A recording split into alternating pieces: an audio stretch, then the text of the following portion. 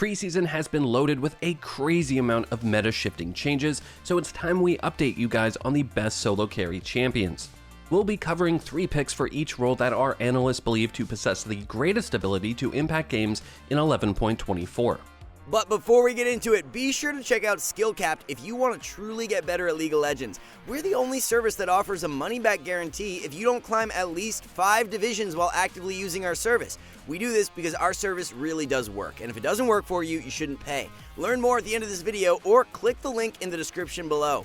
Alright, let's get started. One top laner who has benefited the most from preseason alterations is Shen. We saw buffs to Sunfire Aegis along with objective bounty implementation, which helps Shen immensely. With Shen Ultimate, he's at his best when he's pressuring side lanes, and especially for the lower ranks where players don't know how to react to split pushers, this can lead to super easy comebacks. If you're doing well yourself, but the team is behind therefore triggering objective bounties, you can rack up so much gold from taking down towers. Shen's most common matchups are a cakewalk right now, but one champ you may want to consider banning is Mordekaiser. Shen W does an amazing job at shutting down auto-reliant champions, so it's not as useful in the Mordekaiser matchup. Core build of Sunfire into Titanic Hydra offers a little bit of everything Shen wants. You have instant wave clear, respectable damage, and a good amount of tankiness. The wave shredding power allows for Shen to be such a nuisance in the side lane. As for the runes, Grasp for the Keystone with Shield Bash, Second Wind, and Revitalize. Best secondaries are Cheap Shot and Ultimate Hunter. An extremely underrated top laner for preseason who becomes an even more enticing pick due to Camille nerfs is Urgot.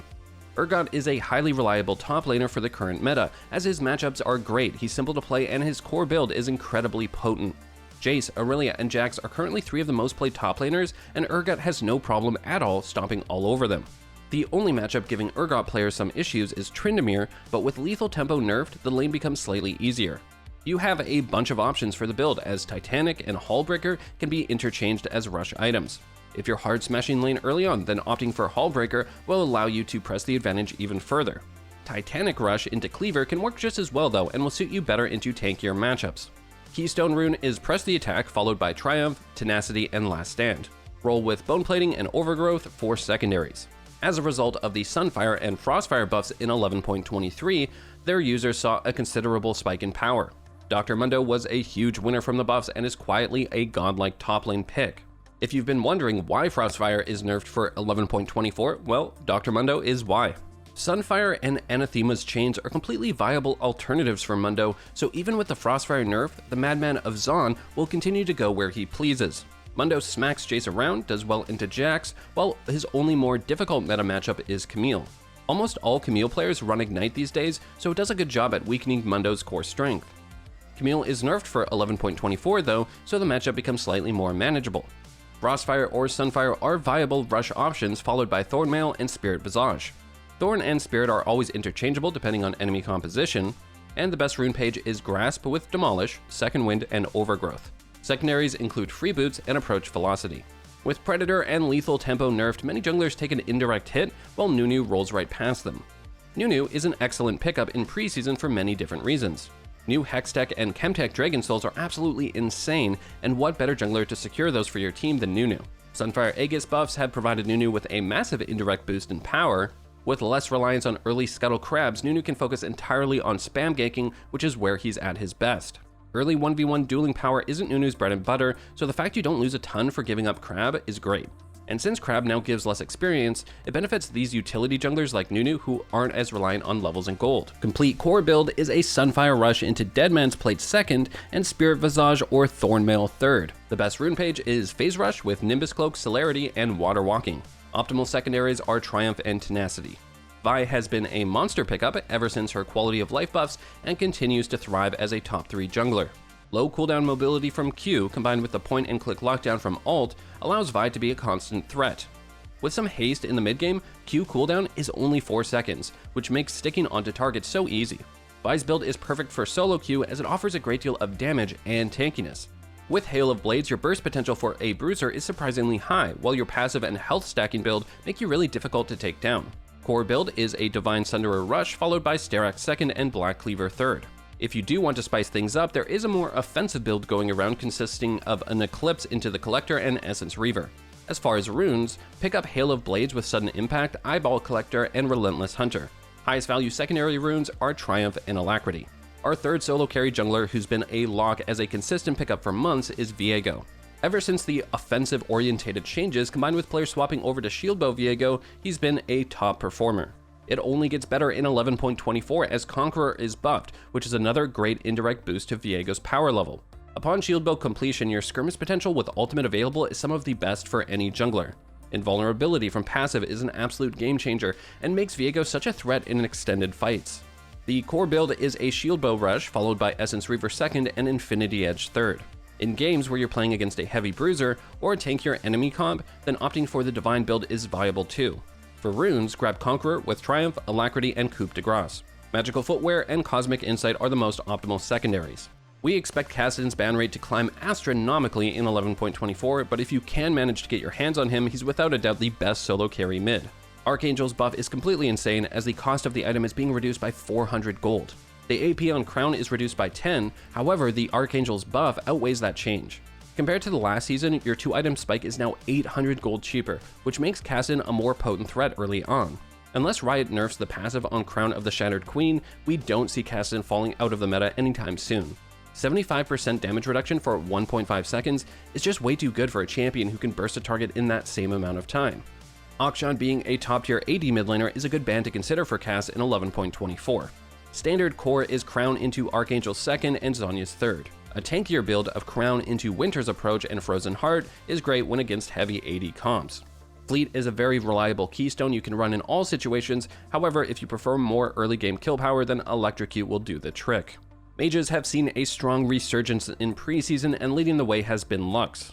Prior to the mage item changes, Lux had already received a few massive direct buffs so everything has snowballed in her favor. Although Crown won't be as OP with its minor nerf, the item helps a ton to shore up Lux's main weakness. When playing against heavy assassin comps, you can build Crown into Zhonya's, which amplifies your survivability tenfold. On the flip side, a Luden's into Shadow Flame build is amazing in games where you're snowballing or don't need as much defensive power. These adaptable builds make Lux feel so great to play right now, so it's no surprise she's one of the highly contested mids. Pick potential from Q followed by a full combo gives Lux immense solo carry potential. Focus on objective timers, get there before the enemy and catch them out from Fog of War to give your team the advantage. Ban out Kassadin or Yasuo and you'll be smooth sailing in 11.24. Comet is the standard keystone option for Lux, however, First Strike performs just as well and is a great alternative in melee matchups where you can proc the rune consistently. We've had Anivia rated as a powerful mid for a while now, and she makes the jump into the top 3 thanks to Archangel buffs. Just like Kassadin, Anivia's core build has become 800 gold cheaper for preseason, which is pretty mind-blowing. Everfrost or Crown Rush into Archangel's 2nd is such a quick spike that gives Anivia way more solo carry potential. Early game is where Anivia struggles the most, so being able to storm past that stage so much quicker is a huge perk. As if Anivia Egg wasn't already annoying enough for assassins, they now have to break through Crown passive combined with Zhonya's stasis. If you can survive until level 6 against assassin mids, then your ability to shut them down grows exponentially as the game progresses. We would highly recommend a Kassadin ban in 11.24 as his mobility and Q hard counter Anivia. Liandry's, Everfrost, and Crown are all viable mythic items for Anivia, followed by Archangel's 2nd and Zhonya's 3rd. In short, prioritize Liandry's against tankier comps, Everfrost into heavy melee comps, and Crown against assassins. Rune Page is Electrocute with Cheap Shot, Eyeball Collector, and Relentless Hunter. Presence of Mind and Coup de Grace work great for secondaries. The bot lane meta will remain very stable in 11.24, which means Jinx takes home a spot in our top 3. Lethal tempo adjustments should end up very net neutral for marksmen as the attack speed is up while bonus range is slightly down. By no means do we expect lethal to fall out of the meta as it's become even stronger when paired with an aggro support. More attack speed leads to higher DPS and a stronger all-in for Jinx. Jinx has a lot of options in regards to builds, which allows her to adapt well to each game. Kraken is the most common mythic, while Gale Force can be used in games against heavy dive champs. Hurricane does well into tankier comps as a second purchase, but PD is very underrated against squishy comps. Value from Hurricane is very low if you're not hitting multiple targets in teamfights, so don't autopilot purchase that item. Rune Page is lethal tempo with Presence of Mind, Bloodline, and Cutdown. For secondaries, grab Absolute Focus and Gathering Storm. Jhin has been one of the most consistent marksmen for a while now and earns a deserved solo carry spot for 11.24. Playing AD carry in solo queue can feel miserable at times if your only way to contribute is through damage. Jhin is a very reliable pick as his damage coupled with utility give him an edge up on many other AD carries. Long range catch power from W and ultimate allow you to be effective without dealing any meaningful damage. That isn't to say Jhin can't top the damage charts, as his 3-item spike is something you can't undermine. Gale Force Rush into the Collector second and Rapid Fire Cannon third is the core. With Ingenious Hunter recently buffed, don't sleep on the rune when against high mobility comps. A lower cooldown on Gale Force active is worth way more than some extra healing from Ravenous if there's a Fizz and Hecarim hunting you down. Fleet Footwork and Dark Harvest are both completely viable rune choices, so it comes down to preference and the matchup as to which you choose. In more difficult lanes, Fleet can offer great value, whereas when paired with a hard engage support, Dark Harvest offers more early kill power. If there's ever a perfect solo queue meta for Vayne, we're experiencing it right now. Lethal tempo changes have been amazing for Vayne, while the shift in support meta is just as impactful. Heavy engage supports like Nautilus, Leona, and Thresh have fallen off in popularity over the past months, while Nami, Lux, and Lulu have shot past them. The combined play rate of those 3 enchanters is 35%, and when paired with Vayne, it's so easy to 2v5 games at 2 items. As a strong scaling marksman, the objective bounty introduction was the icing on the cake. Countless changes that have been favorable for Vayne, which is why she's a pick or ban in 11.24. Shield Bow into Rageblade and Phantom Dancer is the standard core build, but don't underrate Wit's End if the enemy comp has a few AP threats. Keystone Rune is lethal tempo with Triumph, Alacrity, and Coup de Grace. Run Taste of Blood and Ravenous Hunter for secondaries. It's a rare occasion we have one champion in the top 3 for multiple roles, but Lux defies those odds for 11.24. An extremely sound support pick ever since her buffs and has perfect synergy with the most played AD carries. Lux wants to play with marksmen who can follow up well on her bind picks, and with Jinx, Jhin, and Caitlyn in meta, you can't ask for much more. Caitlyn is currently the most played AD carry with around a 28% play rate that may even rise due to her 11.24 buff. Lux-Cait duo is a cheat code with how lethal it is and can lead to you hard smashing lane, game in and game out. Lux has a little bit of everything you want in a solo carry support, from strong catch potential, solid burst, and a defensive shield to keep our carries safe. Most common build is a Luden's Rush into Horizon Focus second and Zhonya's third, but many players are sleeping on Shadow Flame when against shielding comps. Crown of the Shattered Queen is extremely underrated as well and slots in perfectly versus hard engage supports.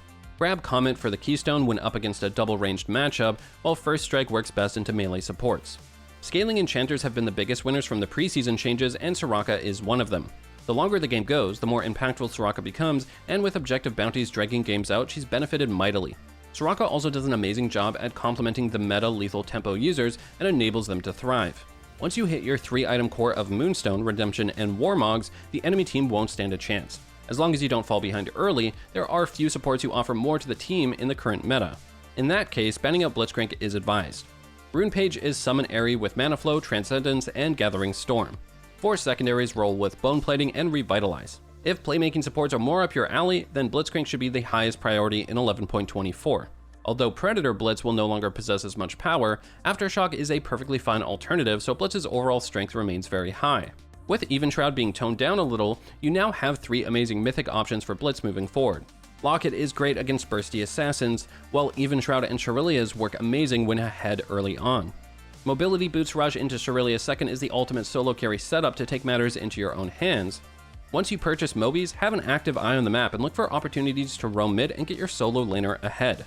This is what makes Blitzcrank a high-value solo queue support, as you start by winning your own lane and then spread that lead like wildfire. Full Rune Pages, Aftershock with Font of Life, Bone Plating, and Unflinching.